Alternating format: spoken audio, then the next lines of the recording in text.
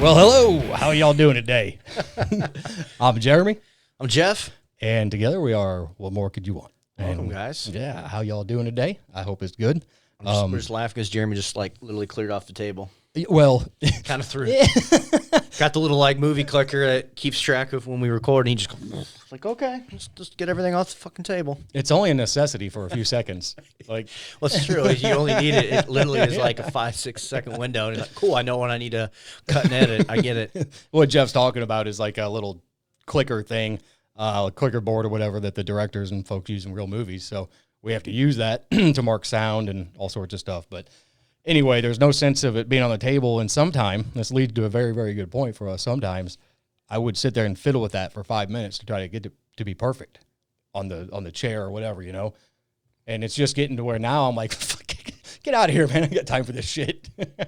Get off the table. No, that's one of those things. Yeah. Yeah. So how was your week, man? It's been good. Yeah. Yeah. You've been good. busy? Doing a lot of stuff around the house, you know, finding time. Oh, yeah. Yeah. So, what was it yesterday? Fixed the washer, fixed the toilet. One of the pumps went out, and then doing some painting in the dining room. Nice. So, well, primed now. Got to paint today. Yeah. Very cool. What color? It's going to be what was it? Indigo cloth was the actual color name. So it's like a kind of a darkish blue and stuff like that. Is it like distressed looking or something? No, like that? it's just like this, faded looking. No, it's like taking a dark blue and a navy and like merging them together. I would say be the best way. I'll give you a better idea when it's actually in the wall. I've only seen the little square. Yeah. Right. It's what the missus found. It's like, oh, okay, cool. I'm like, okay. Yeah, You know, totally. right now it's just like primed bright white, and it's like, oh. Yeah. That's all. I know you've noticed for the past couple of weeks, our door has been slowly transformed from black to this beautiful like teal green color. But it's been stages because the humidity here has been so high. Oh, yeah, you can't do it. Outside and trying to paint, yeah. Yeah. And that's can't why do I was like yesterday, she's like, let's open, like, don't open the windows. That humidity is miserable. Yeah. Wallpaper will start probably peeling off. Like, Dude, it causes all sorts of issues. just leave it closed. But yeah, Yeah, been a man. busy week of Yeah. doing little things outside, things in the house, and just enjoying life. Absolutely, man. I'm glad to hear that. The weather's been amazing for it, too. Well, yeah. You know, I mean, even today with it downpouring, I went out on my back porch for a little bit. It's covered. I'm blessed to have that. And I was sitting there and just listening to the rain hit, and I was wishing it was a tin roof. I got to admit, because if you've never been in a barn or like a small cabin that had a tin roof on it, it's amazing. Oh, yeah. Yeah, right. It's it really does something for you. It really does help to block out a lot of It's ambient. insane just it's that like constant pitter patter, but it's all different pitches. Oh, yeah, yeah. Depending on the size of the drop. Yeah. But it sounds like, man, it must be hailing out there. But then like you're literally sitting there looking right out, and it's like barely making any drops. Misty. But but it's so peaceful. It is. It is, man. And speaking of peaceful, dude, you had any conflict this week? I know that's a spur of the moment question. We did not talk about this before, but I think that it's, Yeah, little bits in here and there, you know, but yeah, more internal kind of crap, like, well, that's what we're talking about. Yeah, getting out of your own head as usual, you know. Yeah. Wife pointed out the other day, like, you know, I shared something on Instagram. She goes, oh, like, you know, is it kind of making it like you're looking out after number one? Like, Yes. always looking out after number one. I go, yes, but that's not what I shared something from Right. this Buddhist page that I follow. And it's kind of that, but it's really not. It's talking about, you know, don't follow in the footsteps of like others, do whatever's best for you, and kind of like it open. But yes, that is selfish and number one-ish, but you kind of have to do those things to be a better person for everyone else. Kind of like what we talked about last week is if you don't do some of those selfish moments, like my wife, my daughter, I got to have time when I'm like, I got to be alone. Like, you guys need to go do something, or I'm going to go do this and I'll be back up from the basement, or I'm going to go work out. Yeah. I got to have those moments. And I think a lot of that stems from being an only child. It's just tons of people around me, and I'm like, get away eventually. You Right, know, yeah. I had those moments like anybody, but I said more of that little sharing of that post was more about like, you kind of have to do those things from time to time. Because my wife will meditate.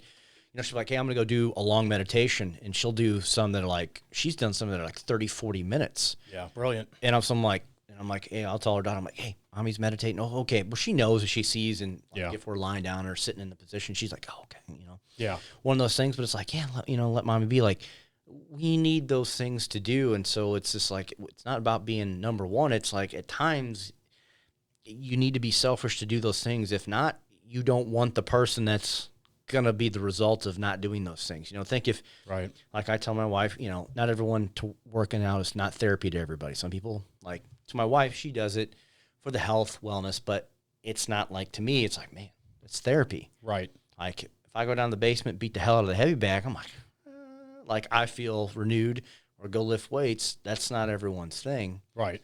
And that's kind of the point is, sometimes you need to do those things to be selfish, have those moments, so then you are coming back a calmer, little more controlled, better person than you would if you did not do that. Yeah, of course. Well, that's the both the crux and the origin, I think, of everything we've talked about. Yeah. Right? I mean, since day one, it's always been, you get pulled astray or you let yourself go astray. How do you get back? Mm-hmm. Because here's the thing, we both know this. It's all too easy for Jeff or I or any of us to get that negativity in us, whatever it is, even just a glimmer of something will spark it. And maybe you think you got to have resolution to that thing. Well, maybe you don't really have to. Yeah. Maybe if you just could get yourself centered again, you wouldn't even think about that thing, whatever it was. Yeah. Well, you definitely wouldn't think of it in the same light. So I think that's wonderful that, as adults that have been married, you have a child, you have the home, the jobs, all that stuff. You're a perfect example of, you both know that you have to take care of yourself so you can be there and take care of the other one. Mm-hmm. And that's not looking out for number one. That's a different it's outlook on it, right? Yeah. Yeah, and I know what Kelly's saying. I get it. I totally get it, because my wife would say the same kind of thing to me. Yeah. My difference is I would argue with her instead of just shut the fuck up and walk away. Well, I kind of did. It was like, it's not like, like when I go and work out, some days are longer than others. It just depends on the programming and stuff like that, but it's like, and she's like, oh, how convenient. Today it's going to be a little longer. I'm like, it's not by plan. It's like Wednesday is usually a longer day. It's more accessory work to go with the lifting. Right. And I still like hammer through it. If it calls for a 3-minute rest, it's now shortened to 2 minutes. Cause it's right. Yeah. My ADD kicks in. I'm like, this is too long to sit. I can do this. Let's just go. And I know I'll pay for it and the sets and the reps, and it'll hurt, but I'd rather be done sooner, and stuff like that. But it's with anything in life. Like, you can find little small chunks I can take a little bit from here that speeds up here, or it's just consolidating things to make things flow a little bit better in the day-to-day operation. Yeah, totally. Yeah. Get over those jagged bumps, sand them down, whatever you want to call it. Yeah, I get that, man. That's a really good way to look at it. Anything else this week? And I mean, the reason I asked that is because I got a couple of things, but I don't want to talk about them yet. Well, yeah. Well, we could go on, like, before we were talking about like meditation stuff this week, of things that you've seen, stuff, and like, have you finished any books this week by chance, or started anything new? Still reading Lao Tzu's Tao Te Ching, because I'm reading 2 different versions of it. One interpreted by one gentleman. It's the pocket version. It's not really, but then another one, The Alchemist, Finding the Tao Te Ching. So this gentleman writes different, we talked about before, different things. Like, so when the sun's out, talking like you would stand here with your hands to where the sun would be, and feeling it and just holding and embracing it. Talking about being barefoot in nature, right? Little movements to unlock things within the body, kind of turning on the different chi, and that kind of goes back into like acupuncture points and stuff like that, your meridian lines and things in the human body, but how to turn things on. And I've been reading those in conjunction because they follow the verses, but then one interprets it to kind of more modern times of thought. The other interprets it into ways of how to heal the body. Sure. And so I'm kind of reading them in conjunction, using them together. So I'm going through it a little bit more slower than normal. Yeah. Whereas other books, I would just read like normal, take my notes or write things in the book and stuff like that. I'm kind of trying to, take what the little pocket book teaches. How do I apply that to, like, oh, yeah, that's a big thing in day-to-day. Right, yeah. And then, applying the body things. Because, like, if you put all this guy's movements together, it takes, I don't even know what verse I'm in that book now. I'm, like, probably in the 30s, and there's 80-some verses to the Tao Te Ching. Right. But you're putting them together, and it's movements to do every day, and some you can do a little bit longer. Some of it's like kind of stretch stuff, movement things, but it's how to get deep into like how do we, this position standing like this, get into the kidneys, into the lines of the kidney to, healthy function there, or, cleansing of this. So I've been doing like those, and it's a little slower because I'm trying to, understand these movements, because it's like, okay, I'm trying to memorize the movement so that it's not like I don't have to flip through the pages. So it becomes, it's brilliant, kind of like a stretching routine in a sense. Man. So of course, yeah. I mean, long and slow, you stop, go back over it, take a note, make it whatever. It's a brilliant way to do it. I mean, I know that I've done that, and I'm doing that with one of my books, but I'm guilty of others that I'm just like, okay, I'm going to read this. And I got a stack of them. Yeah. So I got like the stack of books. I sent a couple pictures to my buddy a few weeks ago because I reread The Alchemist, which he gave us for when we were in his wedding party. That was his like gift. And it was like, since I hadn't read it, when did he get married? He got married in the early 2000s or mid 2000s. And I was like, man, I've not read it. I don't even know the last time I read this. So I was like, it's good to reread again. Sure, man. He's like, oh, what have you been reading? I'm like, and I go, well, let's say I can't say I'm reading all this, but I'm one of those people like, could I read multiple books? Yes, but then I get lost in one. And then it's like, I'll read something this one and my brain goes back. Ooh, like I start tying them together, and it's like, so I like to kind of focus on one and just move on. Unless like those two I'm reading out, they can kind of intermingle because they are the same thing. They're just showing two different views of the same thing. Yeah, totally, man. I know I looked up today. I was really interested in, speaking of Buddhist, and we had talked about that with Jimmy last week. And so I was looking up the Buddhist Center and all that stuff. And I'd never really imagined that one of those places was accessible for somebody like you or I. Like, it's you know what I mean? It's like, quote unquote, any church. Right. That's what I'm learning. Walk into the doors and be welcome with open arms. Yeah. Right. And that's something that I've been thinking about nonstop. Like we mentioned earlier, I had a dream about it. When I meditated, I came out of it, and that's all I could think about. And so the first thing I did was hop on their website, hop on their Facebook page, try to learn a little bit. And like you and I mentioned, I think you and I should probably take a trip over there and tell some people what it's about. Yeah. Because are there any near us on the Illinois side? I'm not sure. I would imagine that there's probably one or two. I told you before, like my coach, well, he used to live near one. He's moved since, but my martial arts coach lived near one. And I told you, you'd see him walking down the street in traditional, like the robes like the monks would wear, shaved head, completely shaven, got sandals, and they'd have their beads, their mala beads, and walking around with them and stuff like that. And I always just thought, like, man, every time I'd go to his house to train or whatever, I'm like, man, I always want to go there. Yeah. Yeah, man. That's an interesting life for people that weren't raised in it. I think people that find it, say in college or later in life, it's such an interesting place to go because it looks so different than anything else. Yeah. And your brain as an American, you go right back to like the movies or the airports where you see the Hare Krishnas or this or that or the other. You go, why do you have to wear that? Why do you have to look that way? But that wasn't what I was doing. What I was really doing was going, I don't understand that, and it sort of freaks me out, so I don't like that. Well, that's most people with anything. Right, but I mean, I just want to be very, very honest and painfully clear there. That's what I've been doing. And I think that's with a lot of religions. It's like, I don't get you. Yeah. Like, I don't want to get you. I was raised Catholic, but I still don't get it. Right. And we've talked about this before where you've got at least 15 different iterations of the same Christian story back through time. The Bible's been written. Right. That doesn't say that different ways. And it doesn't mean it didn't happen. But let's look at it at the big picture.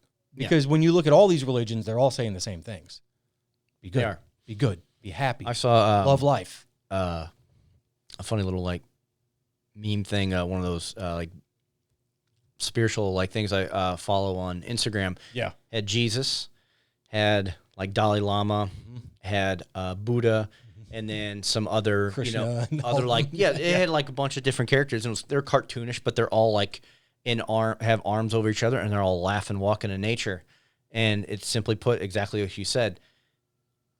Different theories, all the same meaning. Yeah, dude. And it's true. Every religion has the same point of a thought process of this is what you're thinking of. Right. It's just, okay, like, if I'm correct in this. Catholics, Jesus came and's gone. Jewish, oh, he's not come yet. Okay, great. Still believe in the same person, right? Yep. Okay, Right. cool. Right. And other religions, no different than, Buddhists believe in like reincarnation, different things like that. Not really believing in a kind of more spiritual energy world, no different than like Taoism and other things. Nothing wrong with it. You're just believing in different things. Indians believed in different gods, Egyptians and Right. Aztecs, Mayans believed in these different deities, gods, Greeks. Still all had the same process when it was all said and done of not to anger the gods, still try to be good people in a sense. War's still going to happen no matter what. But yeah, it's still almost the same across the board. Yeah, it is. There's nuances, there's narratives, there's different translations, there's this, that, the other. But folks, that goes for every single religious doctrine out there. It's not just, just Christianity and Buddhism and this, that, the other. They're all telling you the same things. Those things can get twisted over time. Those things can get added to or taken away from. Things change. People modify things. But at their core, we're just trying to become better people, right? Yeah. Yeah. It makes a lot of sense. Kind of going back to like you said, of like research in the Buddhist stuff. One of my clients, her brother is Buddhist, and I'm trying to remember, I think 9 brothers and sisters total. Right. And so, back in the days when you had bigger families, they're all different religions. Yeah. And, but it's something he found, and she's like, oh yeah, it's different, but it works for him and all those types of things. And it's like, yeah, it's kind of one of those things like I said as a kid, like, obviously typically most parents, you have your religion, you put your kids in it. Sure. But it's like, let them find as they get older their way. Right. But then you can say too, oh, they'll be lost. It may not be that way. But I think it is something cool as you get older, you get evolved and you're like, oh, I want to research a little bit more into that. Yeah. Into this. And take bits and make it your own. And that's like looking back on like a lot of the books I have, like when I first got, even before into martial arts and books, I had books that I bought like in early college about Taoism. Oh yeah. And little different things like that. And it's like, okay, hey, look at these things. It's like, wow, okay, I bought these when I was in college and read these things. Yeah, dude. And now here I am. That's it. Almost 20 odd years later, Right. looking at these things. And it's like, wow, okay, now I've really found a fascination with, Taoism and Buddhism and a lot more of the Eastern philosophy of like Alan Watts and, Rami and all these guys and stuff like that. Like I don't know. I like it because it makes you think on a grander scale. We're not reciting. Yes, you can reread these guys' work, but you're not reciting a story and right. Yeah, it's almost like people that I talk to that grew up in the Christian faith or any sect, any parts, Lutheran, Catholic, whatever, everything's driven by fear. Everything is consequences. Well, don't do that because you're going to go to hell. Oh, you know what I mean? Yeah. I had somebody tell me, a very close relative, it crushed me. When my daughter was born in 2005, she said, why aren't you getting her baptized? And I said, because that's not our religion. That's not our faith. That's not hers. And I want her to make it an important thing for herself one day if she decides that she wants to do it. Mm-hmm. Right? And she said, well, you know that if you don't baptize her and she dies, she's going to hell. And that's part of and that I said, you're traditional religion. Yes. I lost it on her. And I said, listen, if that's how it is, if that's your God, I don't want anything to do with that. Yeah. There is no compassion there. None. We got our daughter baptized. Like my wife's like, I want to do it. And I'm like, that's fine. And I have no qualms if you guys wanted to go to church, and it's just not my thing. Totally. And stuff like that. But like, yeah, each religion has their quirks. I was just going to say that. Like, I don't know how you want to put it, but yes, the old traditional ways, very extreme in the sense, let alone if you get some of the original texts of the Bible. Yeah, they're pretty extreme things that if you do this would technically happen. Yeah, yeah. And, now, though, can you imagine if you went to let's just say a Buddhist center or anywhere else, it's more about the peaceful, the love, and less of the figure, right? Mm-hmm. And what if you were to go there, and what if you were to just go home with 1 or 2 little pieces back to your church, back to your home, back to whatever, and you started blending those in? I guarantee you're going to start questioning other parts of your religion. Well, that or you find the parts that, it's not to say that you can't be diverse in that, obviously you're not supposed to technically be multiple religions, but there are many people who start off as one that go to this, or they get married and they convert, like it's common in Jewish, culture is you are not wife or husband is. Yeah, okay, cool. Yeah, sure. But there's nothing wrong, but looking at them as a whole, and I like this, and even if you don't follow or get baptized or whatever within that, religion sect, if you're just following these bits and pieces, you're still becoming a better person because you're taking the best of what each one has to offer. So there should be nothing wrong with it at the end of the day. If someone's oh, what are you? I really don't know what I am. I like this, and this, and I just try to be a good person as all of them say to do. That's right. So, I mean, can you imagine you walk in one of those places and, like I said, you take some pieces back with you, but when you enter the door and you start talking to these people, I got to think it's odd when you start realizing that, wait a minute, this isn't based off fear. This is the other end of the spectrum. This is based off of making yourself better. They believe in not like killing. Right. Even the spider that would be in your house, nope, let it be or get it peacefully out. Listen, that's already me. I'm already on that path. Like, I have the hardest time killing anything.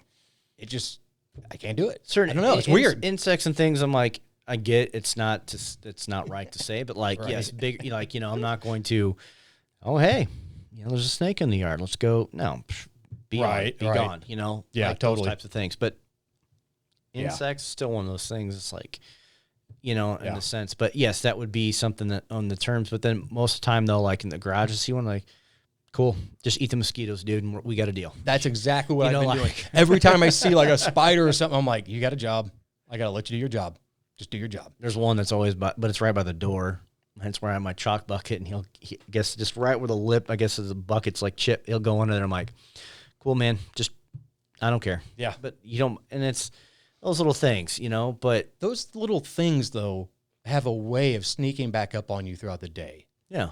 And you don't think about the fact that you didn't kill something, but there's not something there where you start off ending the life of something other, of whatever it is. You took a life of something. I know it's an instinct or an insect. I know it's a bug.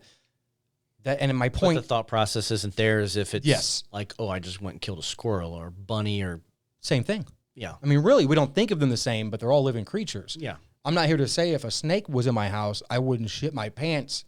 And, you know what I mean? It goes with the size of the animal that most people, the attachment becomes bigger. Like, man, that deer got hit.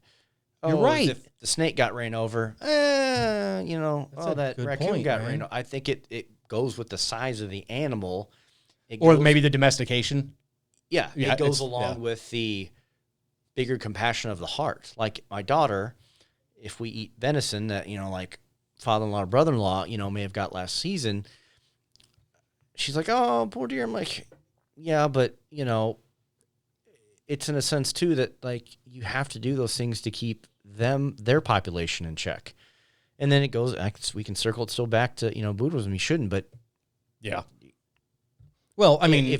If not, you can look at it many different ways. You don't do one thing in the population of animal, they go buck wild. but and then you get overpopulation of things. And it's only overpopulation, though, because we don't want them in our neighborhoods. Well, and you don't want them on the roads, and you don't want them on. Yeah, that's true. And it comes into that, but we're just technically in their area. Just think though, like how we all stayed inside at first for COVID and all that, right? They went nuts. They went nuts. It'll be interesting when fall comes and hunting seasons come back to how many more out there. I bet it's going to be flooded, but who knows, man? I don't know. Well, it's like in other states I've heard too. Like bears have bumped up. I think Missouri's going to allow bear licensing. Really? To hunt bears because they've been through the roof. Yeah. Coming a little bit more north than usual and stuff like that, So, it's again, it's the people that came in and it's set up shop. You don't want the nature around you. You start tearing down the trees, the animals have nowhere to go. You get upset because a bobcat's in your backyard. Well, we took their land. Hey, people, come on. You're lucky it's not a Native American in your backyard. Depending on who was here first, right? We could probably argue that the animals, were, depending on what you want to believe, were here long before man. Yeah, they were. And I don't want to, I don't mean to go down and be like, oh. Well, even if you go with the Bible. Right. Man.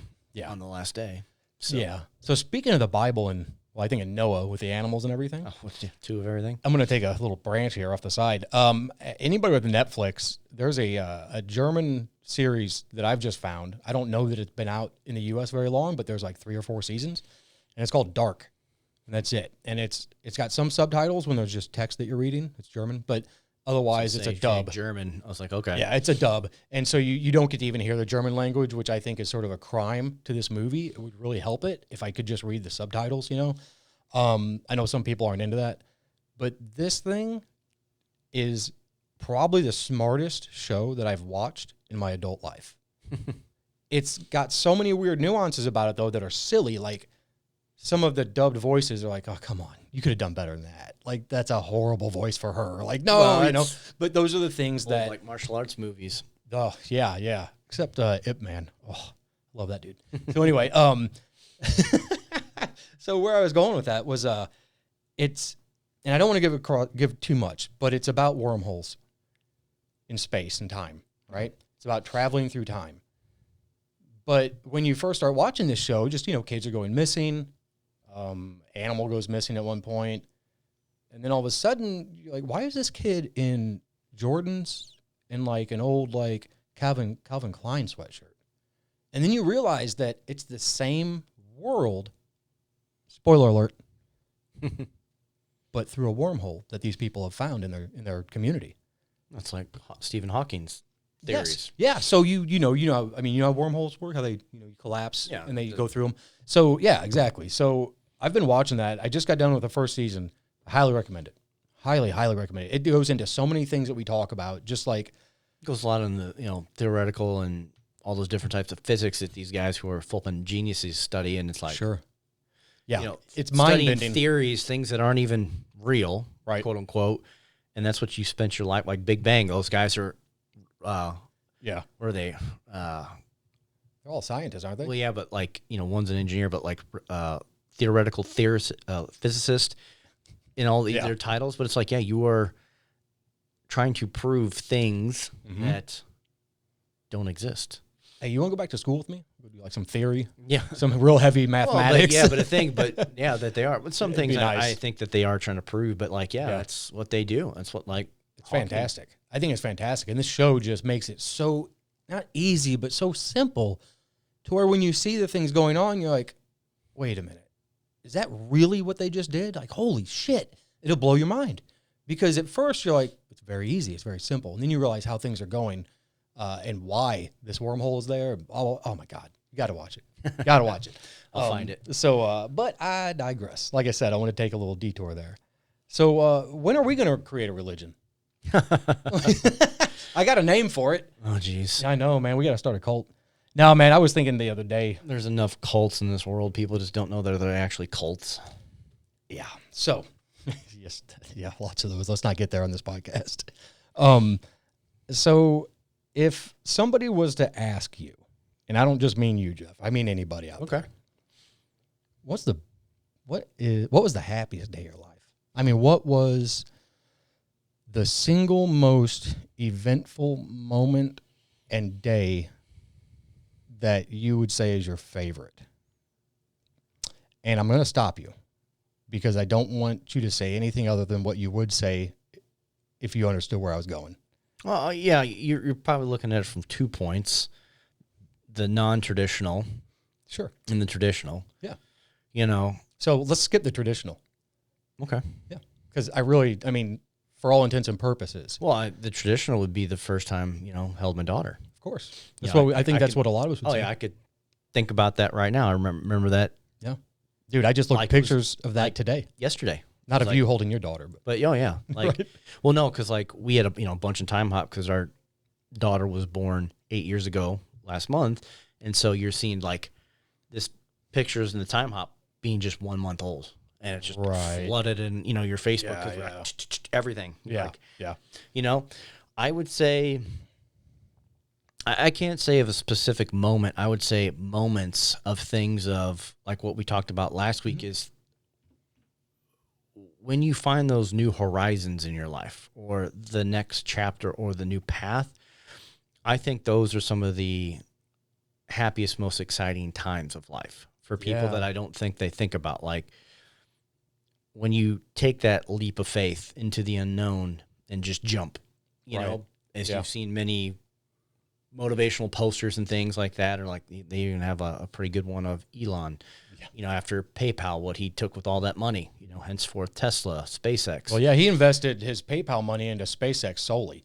And then, that was, yeah. And Tesla and all that. And then here, you know, like taking those leap of faith into those types of, I would say those are the moments of happiness that provides clarity and I think freedom. Would you say that those cumulatively add up over the years and sort of become maybe blurry? Maybe you can't think of the exact moment, but you know there was a time when something really hit you.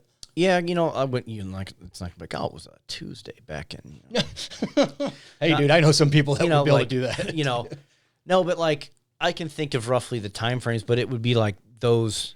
Like if you know you look at a highlight reel of you know sports or something, you would just sit in your mind, maybe close your eyes, and you go picture your highlight reel of happiness, and you can have the traditional big moments, you know, children, family, weddings, those things, but think of those non-traditional moments of when your mind got a little expanded, you grew a little bit, you evolved, you took that leap of faith and it panned out to lead you down a new path, or you took a risk, or could I ask you, do you remember when you decided that you were going to dabble in something other than what you knew? Like, whether it was, I'm not going to say yoga, because yoga is not, until you make it a mental thing, it is not a mental thing. No, yeah, but you know, like things like that. I would say like, you know, early, no, what's it? Math here. It's okay.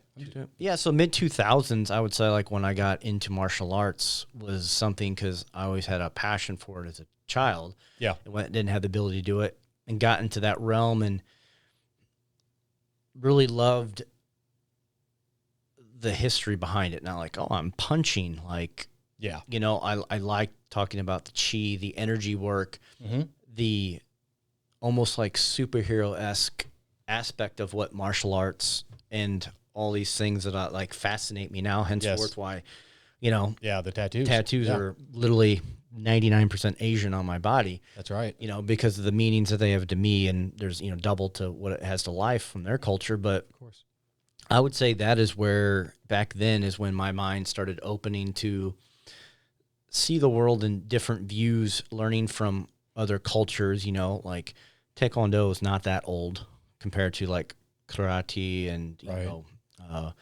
Do you think that's why it's more accessible in the U.S.? Like Taekwondo has been like the OG, like it is martial arts only for created 60s, 70s. It's not old. Right. But not like karate and, you know, getting into, you know, ninjutsu, which is actual martial art. I love that these days. It's everywhere. You know, you get into those types of things. Like, I like that there was a story behind those arts, not only for the physical, but the mental. And my coaches, and still to this day, I always found passion in anything physical, working out. How fast can I do something? You know, I'm going to mow the grass. How fast can we get this done? Not in the aspect of doing it for whatever purpose. And I think that was something that took time through my martial arts, that there are other avenues to life than doing something physical, not the martial arts of getting pounded on or beaten on someone or a bag or breaking something. Yeah. Getting into the mindset, because that is, I think, truly where the growth comes from anything. If you open and expand your mindset, any physical thing that you do, I think you will have better control over. Definitely, man. I think that's, yeah. So to kind of tie I mean, back, that's what we've been talking about. Yeah, I would say it would have been in the mid 2000s when I started martial arts that kind of opening my eyes and things that my coaches, other guys I trained with, some phenomenal martial artists I've got to meet, some like the top ranking Americans and other people from other countries and Hall of Fame people, like meeting those individuals and hearing their mindsets and their way of thought and things. I think that is when I truly began to see the world in a different light. But I think it's only as I've gotten older, especially over the past couple of years, put it more into play.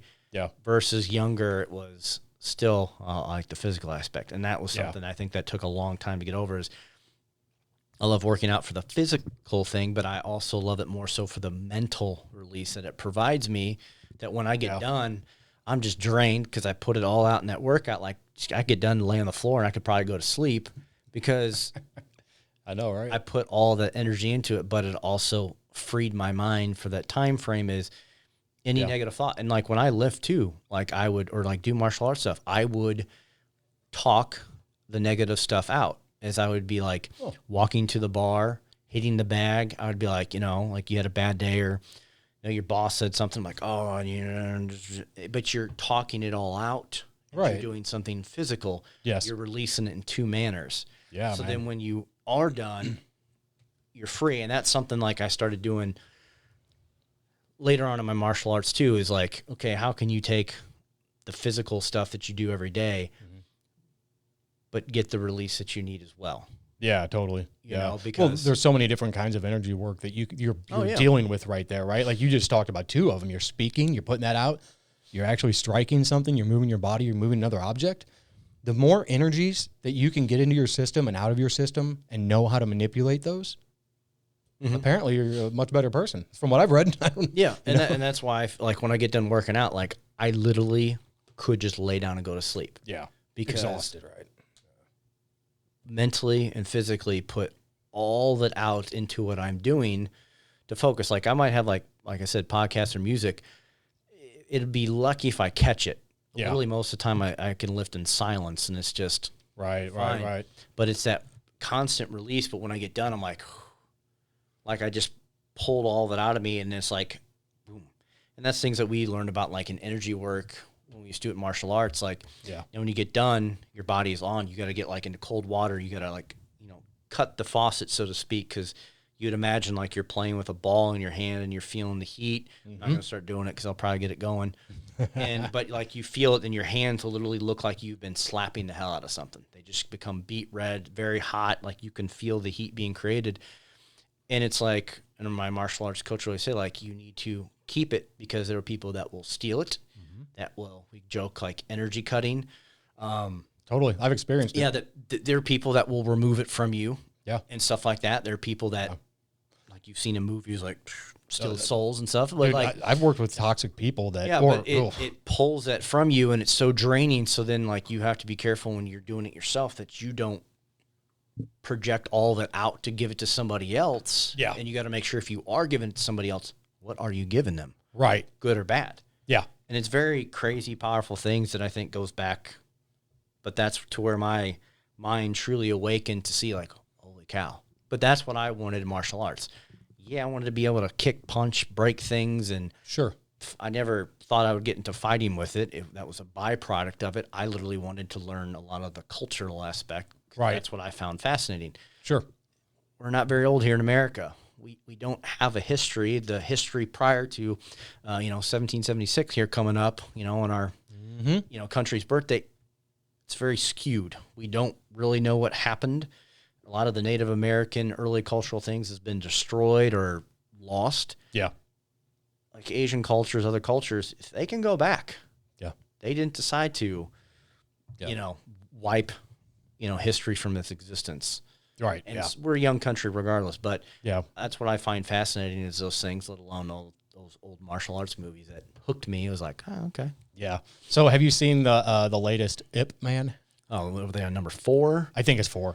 I've not. It's my thing to watch. Me but, too. Me too. Who's in it? I can't remember the guy's name, but he was Bruce Lee's. Yeah, but like, don't main they have isn't Tyson in it? Oh, in the 4th one?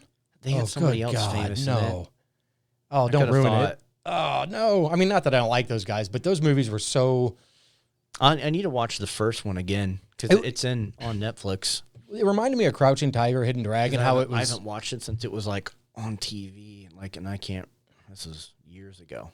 Well, there's another one that you may know, and I can't remember the name of this one either. But the gentleman fights his way all the way up a high-rise through all the floors. The whole movie is him battling all the way up this building. I know what you're talking about. I'll figure it out, send it to you. But I can't think of it either, yeah. Not a big deal. Not a big deal, man. You ever watch any of the Afro Samurai animated stuff? No. That's RZA from Wu-Tang. I know Yeah. we talked about it before, Tao of Wu. Go get it if you haven't. It's like a pocket-sized book. It's very cool. It's awesome. So, anyway, let's move on a little bit here. I got another idea. Okay. Okay. So I know. No, it's a good one. It's a good one. So I spent an evening day or back on the whatever that was, the 24th, 25th of this month or last month. I'm sorry, June. And I was fortunate enough. I had a good buddy of mine, childhood friend that I've just reconnected with. We never even really knew each other. We just lived next to each other in our little hood rat town. And we reconnected. And it's like, wait a minute, you're that guy? Yeah. Like, wait, you're that guy? It was like, oh my God. So we reconnected. And this guy's, he's beautiful. He's got a beautiful family. And he let me stay out at his lake house. And it's not fancy, but it's beautiful. It's perfect. There's nobody there. You can see all the stars at night. The lake's right there. You can hear everything. The frogs on the water. The whole thing, I love hearing that. So whenever I knew that I was starting to descend a little bit into that dark place of why, I somehow, he was put in my life at the right time. And he said, I remember he had told me, he goes, man, I'll make you a key. He goes, you and your family can go there any day you want. That's awesome. Oh, really, man? Like, come on. So it's amazing, and I absolutely love him for it. And so what it did, though, was it allowed me somewhere to clear my mind and maybe get angry. And with no reprisal, with no judgment, with nothing. I could just sit there and sob. And it was me. Nobody had to be there. I didn't need anybody to be there with me. Hell, I didn't want anybody to be there with me. Mm-hmm. But I wasn't doing those things at home with my kids and my wife. I wasn't, you know what I mean? I was trying to remove myself from all of that. Yeah, and that goes back to like we talked about in the beginning of you have to be selfish for those kind of moments to do things that better you, to not have those moments of anger, to worry about the repercussions of what might be said, what might agitate you, is just to go get it out. Yeah. And hopefully when you come back, you're recentered in the sense that you're now a better version of you to then share with the other people with you. So that starts the real story. Okay. Because I left that place in my my old Cherokee Jeep, windows down, hair going everywhere, sun on me, 90 degrees. It was hot. I couldn't feel the heat. I was in a beautiful place. I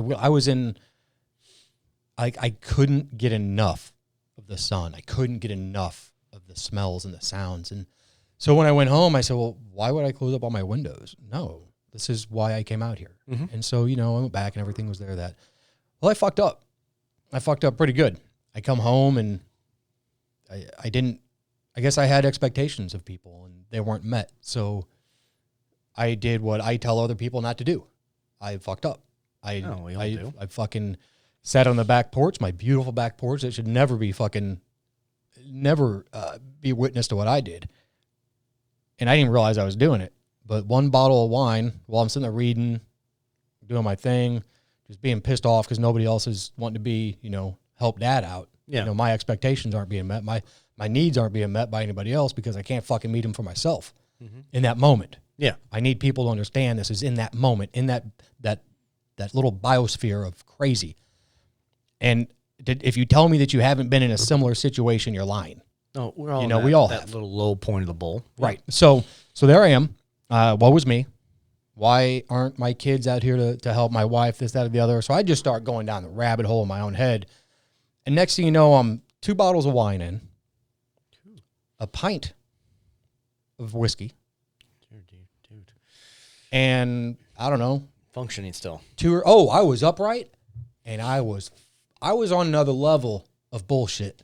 Emotions. I'm going to tell everybody right here because, well, that's how I do this, I guess. I fucking broke all sorts of shit, threw shit, yelled, never hit nobody, never abused anybody, but I scared the fuck out of people. Because if you've never been around me when I get like that, I don't know what you do. I don't know how I get better.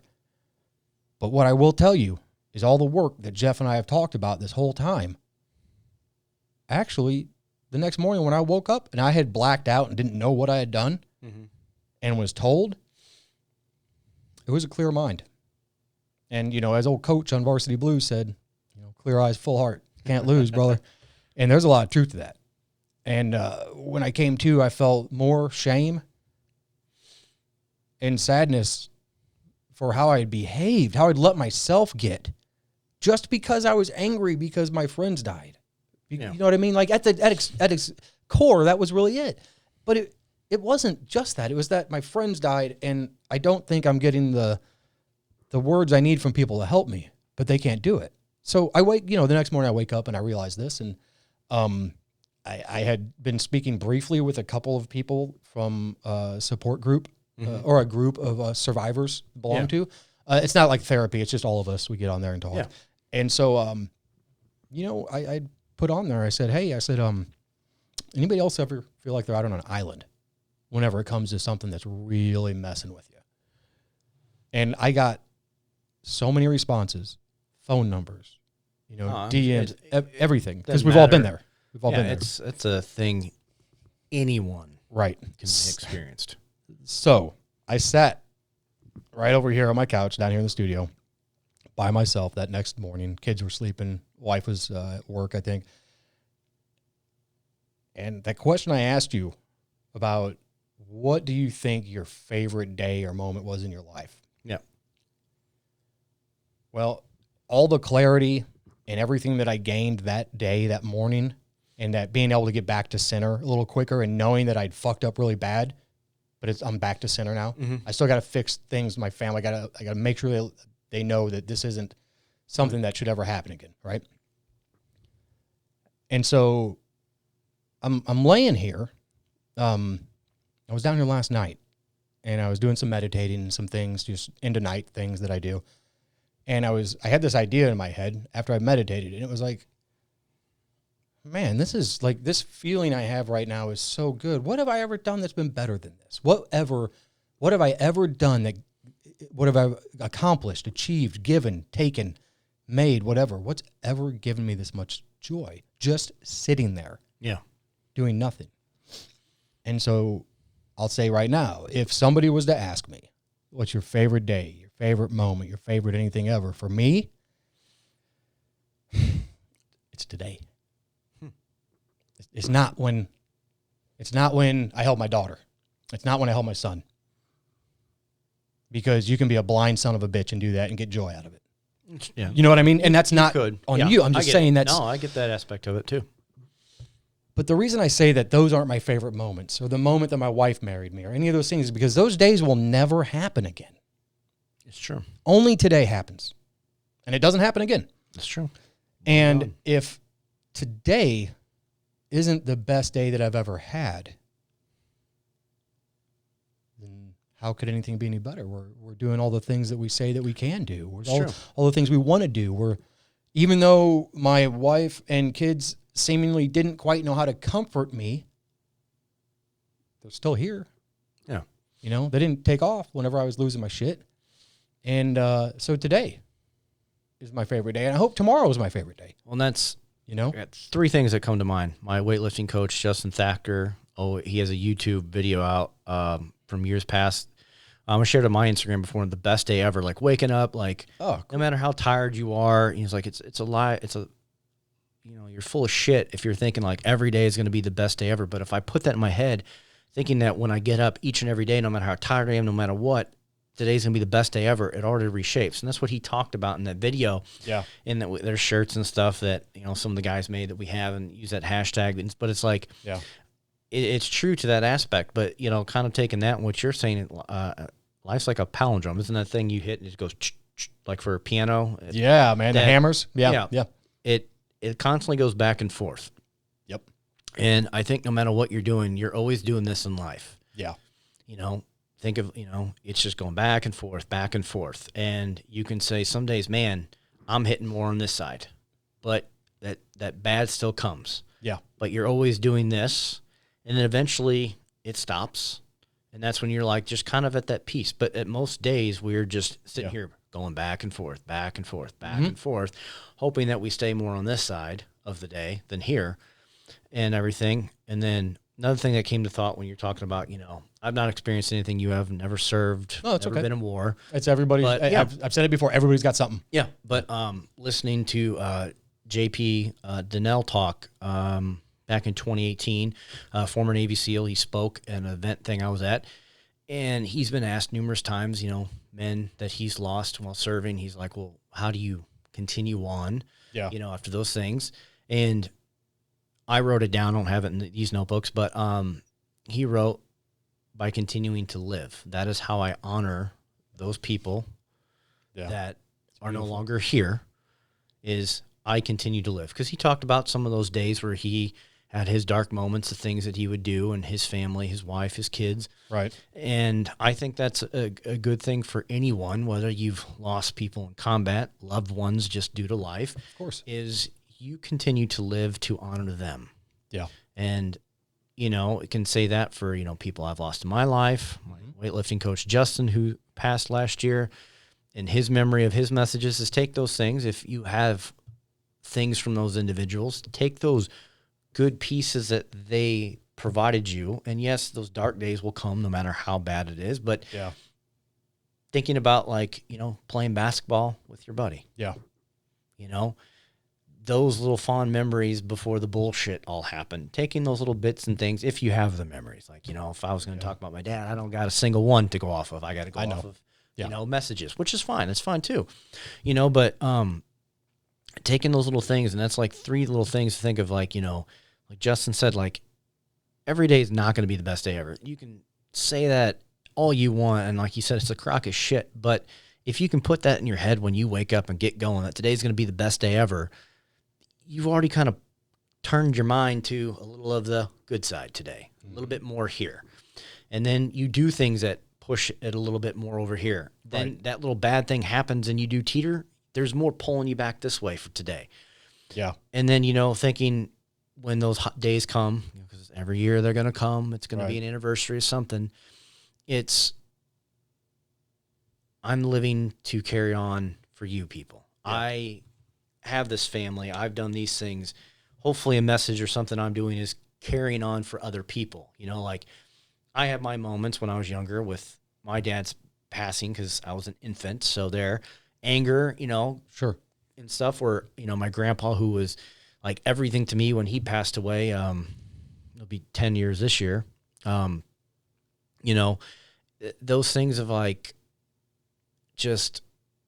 you got to have those little dark moments, but try, if we can, to do them like you did when you went to the lake. Have your moment that it's just you, so that you're not exploding to permeate it on that. Because for me, it's been hard in years because my grandpa passed away on Christmas Eve. Oh, wow. Mine was Christmas Day, dude. So fuck, that's crazy. It makes the holiday not fun because of thinking of those moments, this and that, the things I tried to do to forget it, no different than you the other day, trying to be in a drunken stupor. And then it got a little rougher and it's like, oh, maybe it'll get easier because I have a kid. No, it's still rougher on me internally and this and that. But it's like, okay, he wouldn't mind me mourning, but he doesn't want me to sit here and be an asshole on those days. But it's still not easy. No matter what. Yeah.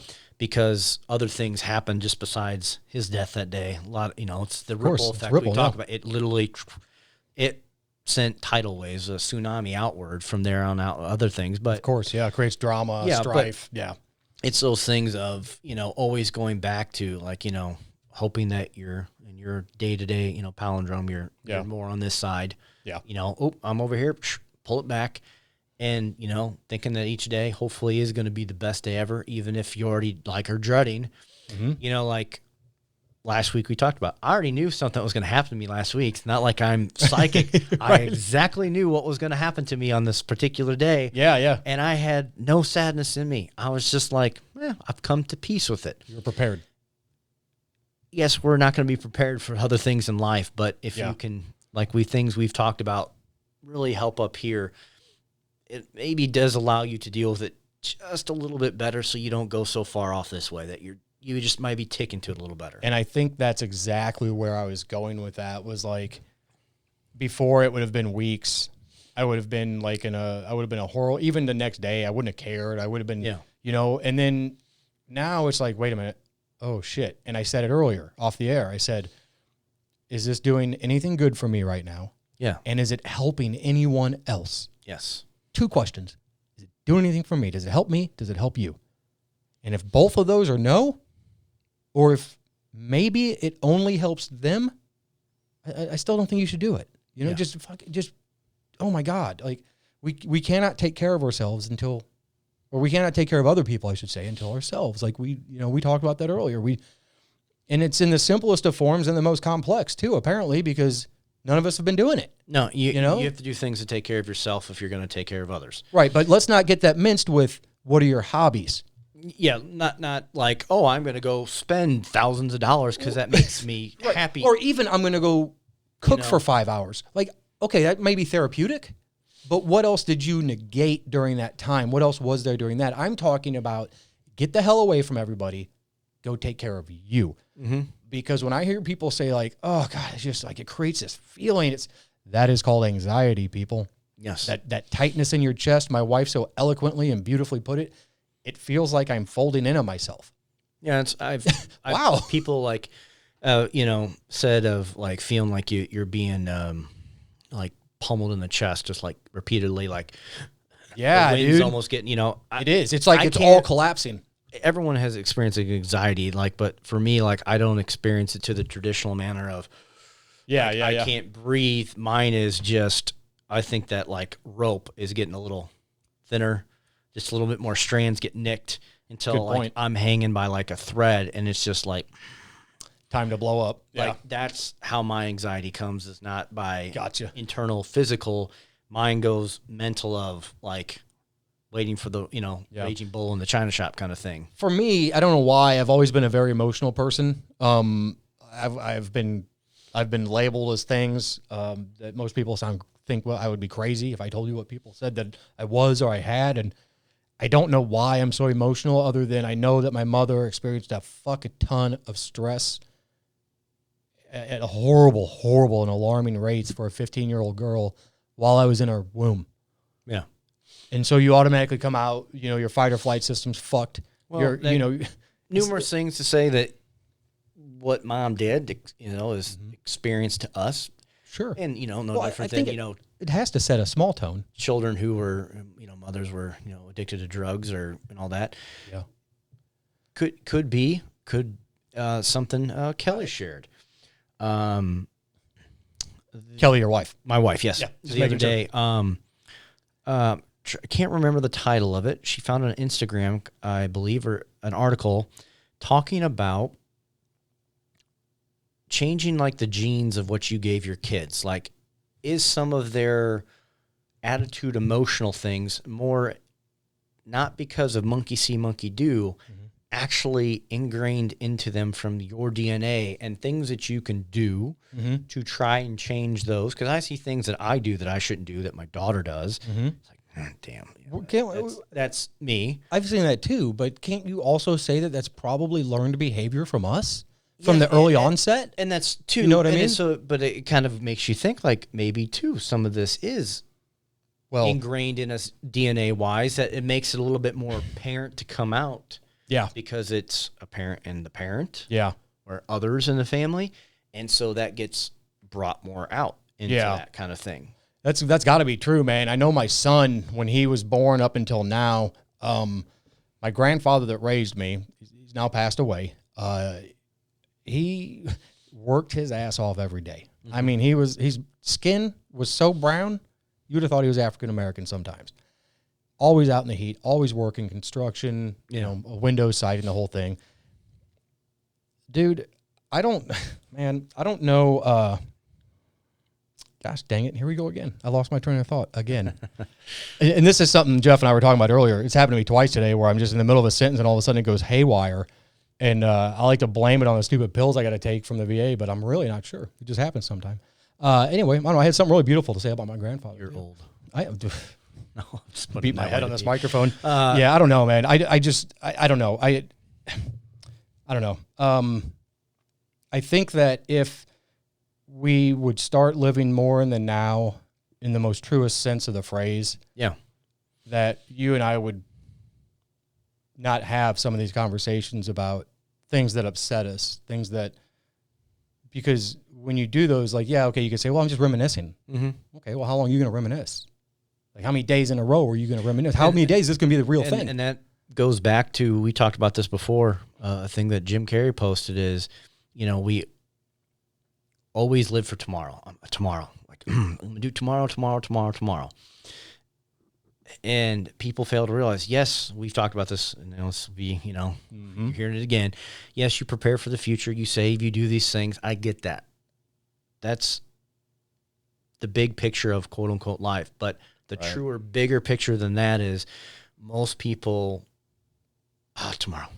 Yeah. Ooh, man, 7 days from now. Yep, going to Cancun. Woohoo! Yeah, exactly. Whatever. What about today, July 1st? Yeah. Dude, what happens if today something happens? You croak out, man.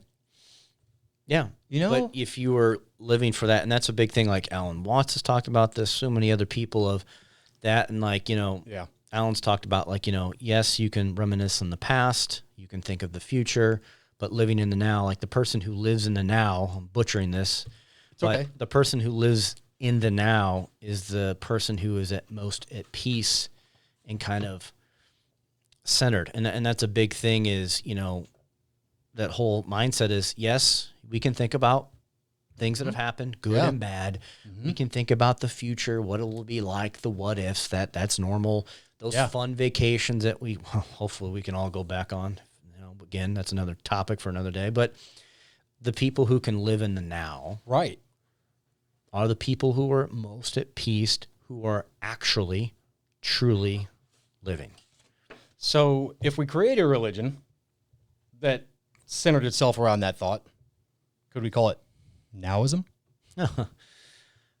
You probably could, And I don't mean a religion. That'd be no different than,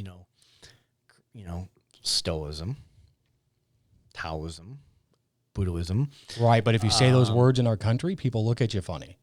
Well, I mean, by and large. That's because, again, like you said earlier, those are not understood religions. They go against the norm, Yeah. No different than you and I taking our shirts off. Watch out, ladies. Wow, we would have been against the norm. Right. Now, a little bit more socially acceptable to see all this ink. Totally, man. Yeah. Actually, Clark's going to be working on me again soon. Yeah, I need to go. Well, we can't meet for lunch or dinner to talk shop, so we're just going to do some tattoo stuff. So it's like, one of those kind of things. But yeah, it's those things of that it's the things that people don't understand that scare them. Mm-hmm. And no different than the whole COVID nonsense. We don't understand it. We're going off of what we know. Most of us are not scientists that are probably listening. You might be. One of the guys I did martial arts with was literally a rocket scientist. Hey, man, I know buddy that's over at Monsanto that is... So yeah, those few, but that's not that most people. So it's, people fear those things versus wanting to understand, like we talked about before. Yeah. I don't get the things that you do. I'd love to. Right. Why does your religion or why does your culture do this? Right. Yeah, totally. Those are things that people need to start doing that provides more understanding. So then if Nowism became a thing, or whatever, Buddhism became bigger here, that it's, okay, I see why people do that. Oh, well, did you know this about this and this? Like one of my friends growing up was Jewish, and I'm like, okay, well, how come you guys do this and this? And it's like, okay. And like his dad and mom would teach it. It's like, okay, cool. You learn new things about that. And that's right. Ask the questions. Yeah. Totally. I think people would rather you ask the question of almost being dumb to what their culture or religion is than you being an, idiot and hating it because I don't like that. Well, why? Yeah. I don't understand it. Right. Because you ask. Yeah, it's just everything's the same. It's just been framed in a different light. Yeah. I mean, at the end of the day, and I'm not saying everything, but most things. Much like my head spacing out earlier. Just sometimes, shit happens. But I do remember what I was going to say about my grandfather. And it had to do with my son, too, so we'll go back a little bit. So my grandfather had this habit. He'd be out working, and it didn't matter if he had a hammer in his hand or a saw or whatever. His tongue was out. He'd go like, just like that. It'd come out. Focus. Just like that. It comes out. I do it when I'm focused. My son, I've never done that a day in my life. My mom, nobody. My dad, nobody's ever done that. My grandpa. My son started doing it when he was an infant, and he's never stopped. So going back to the DNA thing, obviously some things are baked in. Yeah. Right? Because that is something that is like very particular to certain people, right? Yeah. Right? Obviously yourself included. My daughter does it. She'll like be doing gymnastic stuff and her coach is like, tongue in your mouth. And like my wife says, I don't do it when I lift, but like when I'm measuring or like I was painting the other day, I'm sure she could, she took pictures of me, but didn't really get in my face. But like, if you see me like really focusing, like I do those same things, like move my mouth in a particular manner. And it's, I think, it's wired. And my grandpa did the same thing too. Like he would, when he would be like working on something, like, hold a pencil in his mouth or whatever. And he'd be like, right. He'd make that face of, you can see the gears moving. Right. So, it's almost like you have to make your facial expression the exact right way so your brain does something. So like maybe that's the one thing you do to get the left from the right to merge. Yeah, like the tapping. And maybe that's the key. Ooh, that's a good point, man. I like that. I don't know. That's good. I like that, man. Yeah, I'm sorry about that. I don't know. Sometimes, man, I just I'll have like these little blips where I'm like, wait a minute, I was just talking about something, wasn't I? Like, and it's just gone. But that's anyone, man. It's getting more less frequent though, so I'm happy. Like that's the first time it's happened in quite a while for me. So anyway, man, I think we have so much more to talk about. There's so many more topics that we're going to try to move on to. But for now, I think that the best thing that we can tell people right now is to find something to do for yourself that betters the people around you. I got a little project for anyone listening to do. So let me find this in my notebook. I just got to show an example of it, but I got it in here. Oh, please do. So we'll find this in this madness of pages. So I just ordered, I think, like 3 or 4 more books. And I just wrapped up, what was it, that book, the No Head book, All right, it was crazy, but it was good. So I wrote this in the first of this year, and I've constantly added to it, and I got other scribble sheets in here. So kind of like we talked about before, being like grateful, thankful, blessed, or, mind, body, soul, whatever. Right. I have in my notebook, I see it. Try and put it here. Yeah, like right over here. There you go. Just hold it up right here. There we go. This side right here. Right here, right? Yep. There you go. It's a little difficult, but we can take a screen cap. Yeah. So it says in the middle, I am grateful, be grateful. So I kind of have it, so you can read it. Yeah. And then around it, you just draw a circle, and it's just kind of like making a sunburst. It's beautiful. I can see it from here. So a little like homework thing is in the middle, put thankful, I'm grateful, be grateful, and literally just write out around it. Going like simple things like that. My girls, my family, my friends, my health. Yeah. Our house, my life. Sure. Now we're going to go a little further. Yeah. Those are things. Water, food to eat, the moon, sun, medicine, earth, music.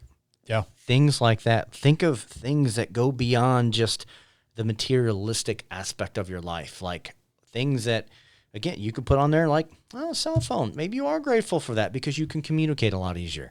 Right. Go through and put that. I did this on the first of this year.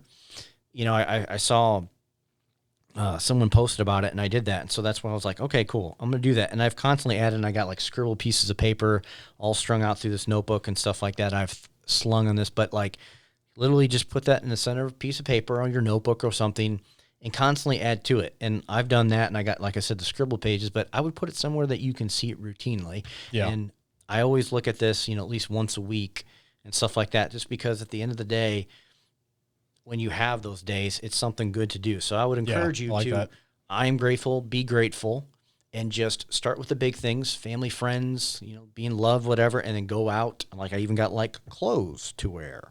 Yeah. You could do that for that Ho'oponopono thing that we talked about too, where it's like, I'm sorry. Okay, write them out. Yeah, exactly. Right. You can forgive me for write them out. Many numerous things, like things that make you angry, as they say, and write it, get it all out there and go. Like all those types of things and stuff like that. And it can be as dumb as things, like I said. Who's sun and the moon? Like how many people are truly thankful for that? You realize that life would cease to exist without those two things. Yeah. But most people don't think about those things. So if you do this little like project, I would encourage you, start with the big things that obviously you're truly thankful for, and then sit and actually take some time and ponder the bigger pictures and things of life that you're grateful for that you probably don't think about on a day-to-day basis. That's absolutely right. You know? Yeah. I mean, and if you only do that, you're probably ahead of everybody around you. Yes. Right? If you can think outside just those immediate things that you're thankful for, the bigger worldly things, I think you'd like, wow. Yeah. Yeah, man. I guess that's so simple. I just guess that maybe people think because it's so easy to do, it doesn't do much for you. And that's why they don't do it. Like meditating or writing or whatever. That's why I do that.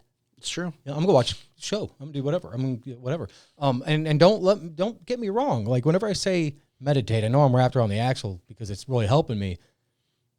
That's different than just going and doing your hobby like we talked about. Yeah, it is. Hobbies aren't generally therapeutic. They're fun. You like doing them, but this is something that you haven't done. This is something different you need to do, not your love of woodwork or cooking or whatever. You know, those are fun, but it's not the me time that we're talking about. Yeah. Right. So, yeah. You got anything else, man? No. Cool. I got one more thing here. I wanted to save it for last. In my community, I had the pleasure of being a youth football coach for a few years, and we had a lot of fun. Unfortunately, when my mental state was such that I needed to take care of me, you know, I stopped coaching. I don't coach. I'm not around those kids anymore. And thankfully, I'm not around some of the parents and some of their coaches because they're just... It must be very stressful to be, especially in this day and age, to be a coach. Some of them are just despicable in the way they behave. But there's a few that were really, really good apples. And I would be completely remiss to take this opportunity, if I didn't take this opportunity, to tell the Anderson family here in Troy, Illinois, that we're sorry they lost your pop. Sorry Dan's gone.